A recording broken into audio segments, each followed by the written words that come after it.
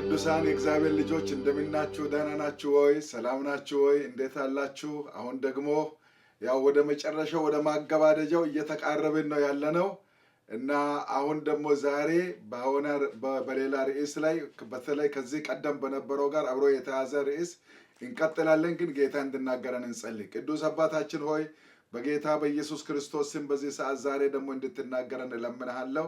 ድምፅህን አሰማን፣ ቃልህን ስጠን፣ ተናገረን፣ ከፍ ከፍ በል በጌታ በኢየሱስ ስም አሜን።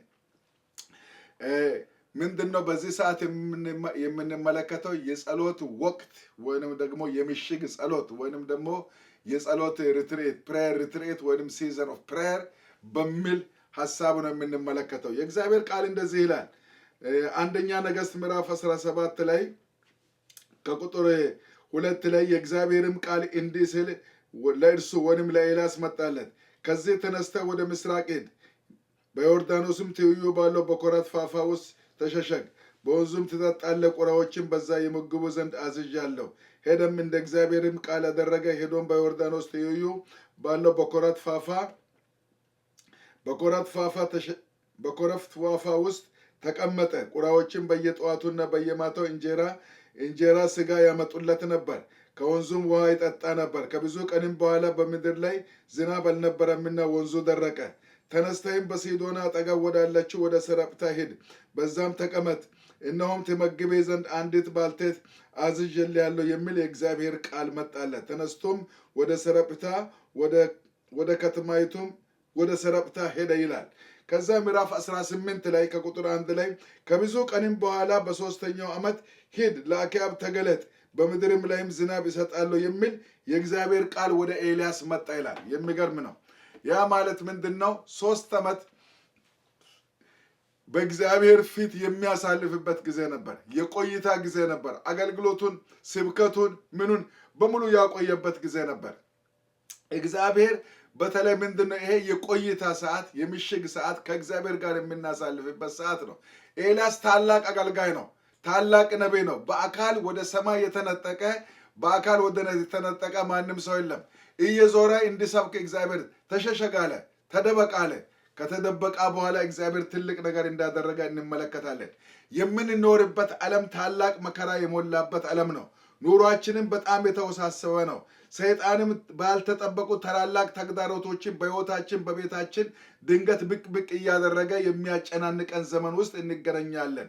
በመሆኑም በተለያዩ ክስተቶች ሲፈጠሩ ይሁን በቋሚነት በእግዚአብሔር ፊት የተለየ የጸሎት ጊዜ ለመውሰድ አስፈላጊ መሆኑን እና በተለይ ሕይወታችንንና አገልግሎታችንን ኑሯችንን ባላንስ ለማድረግ እና ከዛም አልፎ ታላላቅ ድንቃ ድንቆችን በሕይወታችን የምናይበት ይሆናል። የኤልያስ ሕይወት ትልቅ ምስክር ነው። ኤልያስ ትልቅ አገልግሎት እያለው ከሚባክንበት ተደበቅ አለ። ምክንያቱም አገሩ ምንድነው ናሽናል አፖስተሲ ወይንም ደግሞ አገራዊ ክህደት የነበረበት ጊዜ ነበር። የሚገርም ነው። ይህንን አገራዊ ክህደትን ዝም ብለህ እንዲሁ አትፈታም። ነገር ግን በፊቴ ተደብቀ ቆይተ ተመልሰ ነው አለና እግዚአብሔር ምን አደረገ? ወደ ኮራት ፋፋ ወሰደው። እዛ ውሃ ሲደርቅ ደግሞ ወደ ሰረጵታ ወሰደው። ከአንዲት ምስኪን ከቁራ ጋርና እግዚአብሔር ከአንዲት ምስኪን ድሃ ጋር ነው ያቆየው። ወገኖቼ በተለይ ከእግዚአብሔር ጋር በተለይ የምናሳልፍበት ጊዜ፣ ብቻችንን የምንሆንበት ጊዜ ትልቅ ጊዜ እንደሆነ እንትን ለማለት ነው። ከላይ በሳምንት 2 ቀን ወይንም ደግሞ 1 ቀን እንደምናሳልፍ ተመልክተን ነበር። በጣም አደንቃቸዋለሁ ኦርቶዶክሶችን፣ ካቶሊኮችን፣ ሙስሊሞችን ስለ ሃይማኖታቸው። በእውነት ለሃይማኖታቸው በጣም ጥንቁቆች ናቸው። ለጾም በጣም ጥንቁቆች ናቸው። ጎበዞች ናቸው። ደጋግሜ የምናገረው የፕሮቴስታንት አማኝ ሰነፎች ነን። እግዚአብሔር ይህንን ይቅር ይበለን።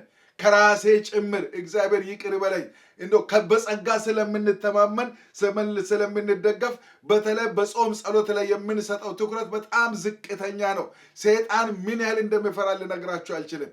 ለሰይጣን ትልቅ ራስ ምታት ነው። ስለዚህ ምሽግ ጊዜ መውሰድ፣ ከጌታ ጋር ጊዜ ማሳለፍ በጣም ትልቅ ነገር ነው።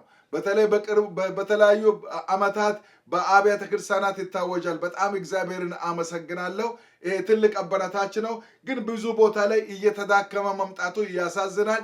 እባካችሁ አብያተ ክርስቲያናት ይህንን ተጠቀሙ።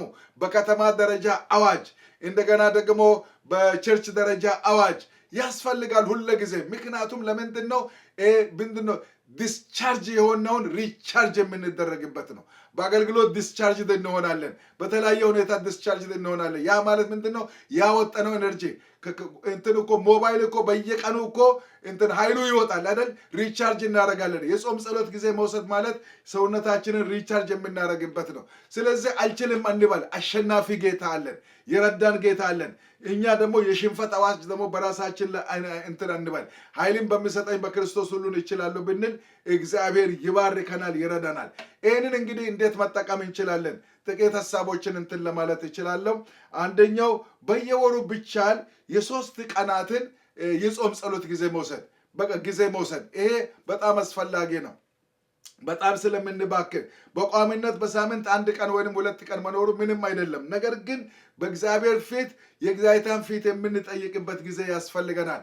ይሄ ብዙ ጊዜ የአስተር ጸሎት ይባላል፣ የ3 ቀን ጸሎት። ይሄ ደግሞ ምንድነው? ከእግዚአብሔር ጋር ቆይተን ከእግዚአብሔር ምሪት የምንቀበልበት ጊዜ ነው። ኢየሱስም ሞቶ ነው ዓለምን ያዳነው። እንደገና ደግሞ ሰውነታችንን ደግሞ የሰውነታችንን ስጋ ብትገድሉ ይላል እግዚአብሔር ቃል። ስለዚህ ማንነታችንን ለመግደል የምንችለው ወገኖቼ ታውቃላችሁ በጾምና በጸሎት ነው። የዛሬንና የነገን ትውልድ ለመታደግ ስጋን ሰማዕት ማድረግ ወሳኝ ነገር ነው። ምንም ማድረግ አንችልም። ዋጋ የሚያስከፍል ጸሎት ይህንን የአመፅ ጎርፍን በተለይ እየመጣ ያለውን ካላቆምን ነገ እኛንም ጭምር ይበለናል ማለት ነው። ያም እንዳይበላ በጣም መጠንቀቅ አለብን። በአሜሪካ አገር ላይ በአውሮፓ አገር ላይ ያሉ ቤተክርስቲያናት እያመቻመቹ በአንድ ወቅት ላይ አውሮፓ 100% ኢቫንጀሊካል ነበር።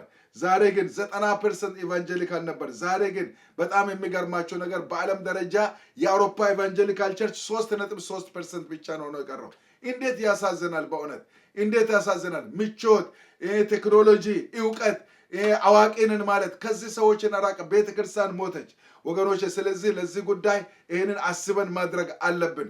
ስለዚህ አውጀን እንጸልይ፣ በእግዚአብሔር ፊት ጊዜ እንውሰድ። በአገር ደረጃ ላለው፣ በቤተክርስቲያን ደረጃ ላለው፣ በአካባቢ ላለው እኔ በጣም ደስ ብሎኛል። ሌላው በዚህ ጉዳይ ላይ በተለይ እኔ አሁን ይህንን ትምህርት በማስተላልፍበት ሰዓት ላይ የተደረገው ነገር በጣም ደስ ብሎኛል። ለምሳሌ የጳጉሜ 5 ቀናት ለምን እግዚአብሔር እንደሰጠን እኔ እንደው ምን እያየሁ ነኝ በዚህ በመጨረሻው ዘመን ላይ ጳጉሜ የምትባለውን ወር የኢትዮጵያ ቤተክርስቲያናት በጾም ጸሎት እንዲጸልዩ እግዚአብሔር የሰጠበት ጊዜ ይመስለኛል።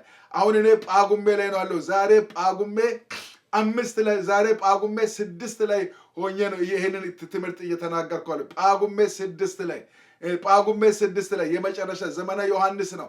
ስለዚህ ወገኖች ጳጉሜውን በጣም ኦርቶዶክስ ቤተክርስቲያን ለአገር እንጸልይ የሚል አዋጅ በተለይ በዚህ ጊዜ ስላሳለፈ በጣም ደስ ብሎኛል። እግዚአብሔር ይባርካት እና ወንጌላውያን አብያተ ክርስቲያናትም ይሄንን እንዳደረጉ በዚህ ሰዓት ይሄንን በሚቀርጽበት ሰዓት ከአገር ውጪ በአሜሪካ እያለው ነው ኦርቶዶክስ ቤተክርስቲያናትም እንዳደረጉ አምናለሁ።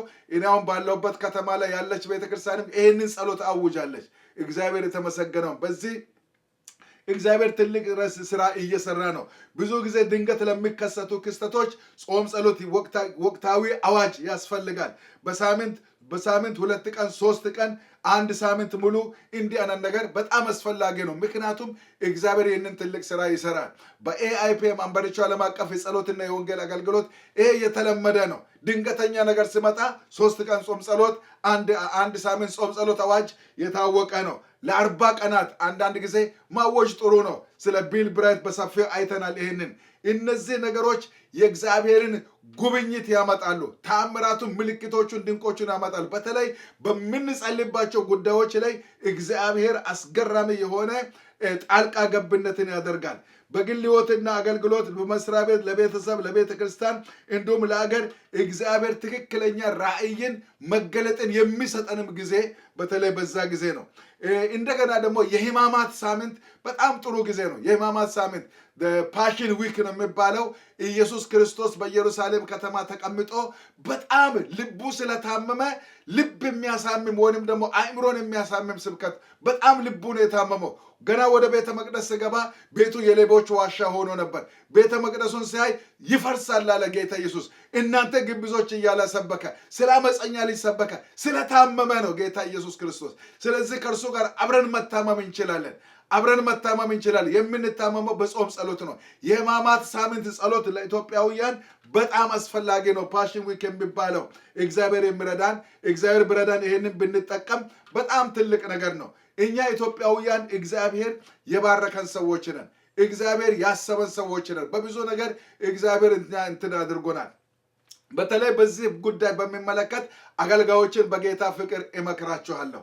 እግዚአብሔር ለሕዝቡ ያስነሳችሁ፣ እግዚአብሔር ለምድር ያስነሳችሁ፣ ለቤተ ክርስቲያን ያስነሳችሁ፣ ለትውልድ ያስነሳችሁ።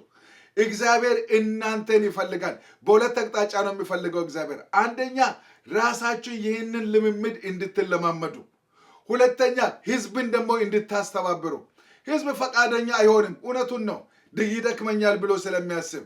ነገር ግን እምቢ ብልም ይጠቅመሃል ብለን ይህንን ማምጣት አለብን። ሰዎች መለማመድ አለባቸው። ምእመን መለማመድ አለበት። እኔ ሊያንበርቾ ዓለም አቀፍ የጸሎትና የወንጌል አገልግሎት አስተባባሪ ነኝ። ነገር ግን እግዚአብሔር ይህንን እውነት ነገረኝ። የነገረኝን እውነት በሙሉ አስተላለፍኩኝ። ክብር ለጌታ ይሁን። እኔ ኖርኩ አልኖርኩ አሁን በደንብ ቀጥሏል። የ3 ቀን ጾም ጸሎት አለ። የሳምንት ጾም ጸሎት አለ። እንደገና ደግሞ የጳጉሜ 5 ቀን ጾም ጸሎት አለ። የ40 ቀን ጾም ጸሎት አለ። የ21 ቀን ጾም ጸሎት አለ። በቃ ይሄ ምንድነው? የዳንኤል ጸሎት፣ የኢየሱስ ጸሎት፣ የአስቴር ጸሎት በቃ ሁሉም አለ። ለምን? ምክንያቱም መታዘዝ አለብን። ከዚህ የተነሳ እግዚአብሔር 453 ሚስዮናውያንን የምናስተዳድርበትን የምንልክበትን በጀት ሰጥቶናል። ክብሩን እርሱ ይውሰድ። በእኛ እጅ ብቻ በዚህ በምስኪን ሚኒስትሪ ታውቃላችሁ፣ በጣም የሚገርማችሁ ነገር ከ700 ያላነሳ ነፍስ በእኛ እጅ እየተመገበ ነው። ክብሩን ጌታ ይውሰድ። ፋብሪካ የለንም፣ ድርጅት ካምፓኒ የለንም፣ ምን የለንም፣ ግን ጌታ እያመጣ ነው። ስለምንጾምና ስለምንጸልይ ጽድቅ መናገር አይደለም። ጾም ጸሎት ማለት ምን ማለት ነው? አቅም የለኝም፣ ኃይል የለኝም፣ እኔ ደካማ ነኝ፣ ግብዝነት አይደለም። ስለዚህ ብንጾምና ብንጸልይ እግዚአብሔር ተአምር ያደርጋል። ይህንን ጾም ጸሎት የተዋችሁ ንስሐ ግቡ፣ ተመለሱ። አልችልም ያላችሁ ኃይል እግዚአብሔር ነው፣ ያንተ አይደለም። የሚያስችል እግዚአብሔር ነው። ስለዚህ ግብዝነት የሌለበት መጽሐፍ ቅዱስን የተከተለ ጾም ጸሎት በጣም አስፈላጊ ነው። ኢየሱስ ብትጦሙ ነው ያለው። ስለዚህ የጾም ጸሎት ትምህርት የሚለውን በዚህ በሁለቱ ነው ለማጠቃለል የሚችለው። ወገኖቼ ዘመኑ የኛ ነው። ሪቫይቫል እግዚአብሔር ሊያመጣ ነው። ትልቅ ጉብኝት ሊመጣ ነው። ብዙ ነፍሳት ወደ እግዚአብሔር መንግስት መግባት አለባቸው። የወደቁ መነሳት አለባቸው። ሐሺሽ ምድሪቱን መልቀቅ አለበት። እኩይ ተግባሮች ስፍራቸው መልቀቅ አለባቸው። የእግዚአብሔር ክብር ያለ ገደብ መገለጥ አለበት። እግዚአብሔር ራሱን በድንቅ ሁኔታ ማኒፌስት ማድረግ አለበት። እኔ ግን መሳሪያው ነኝ፣ አንተ ግን መሳሪያው ነኝ። አልችልም እያልክ እግዚአብሔር ክብሩ ስታገድ እንዴት አያሳዝናል? አያሳዝንም? ስለዚህ ለእግዚአብሔር ክብር እንነሳ። እግዚአብሔር ይርዳን፣ ይረዳናል። የጸሎት ሳምንት፣ የጸሎት ወቅት በግል ደረጃ ውሰድ፣ በህብረት ደረጃ ውሰድ። እግዚአብሔር ይረዳሃል፣ እግዚአብሔር ይረዳሻል። ተባረኩ። ጌታ ከእናንተ ጋር ይሁን። ጌታ ቃሉን ይባርክልን። ቅዱስ አባታችን ስምህ የተባረከ ይሁን። ስለተናገርከን መልእክት ስምህ ይባረክ። ድምፅን ስላሰማን ስምህ ይባረክ። እግዚአብሔር አባታችን ኃይል ያንተ ነውና ያንተን ኃይል እንድሰጠን እንለምናለን። መልካምነት ከኛ ጋር እንደሆነ እንጸልያለን። ስለምታደርገው መልካም ነገር ስም ይባረክ፣ ክብር ከፍ በል በጌታ በኢየሱስ ክርስቶስ ስም አሜን። ቅዱሳን እግዚአብሔር አብዝቶ ይባርካችሁ። እግዚአብሔርን እጅግ አድርገን ነው የምናመሰግነው። ጌታ ይረዳችኋል፣ አቅም ይሆናችኋል። አይዟችሁ፣ በርቱ፣ ቀጥሉ። ጌታን ደግሞ በድል በክብር እንገናኘዋለን። አመሰግናችኋለሁ። ተባረኩ። ደህና ቆዩልኝ። ባይቻ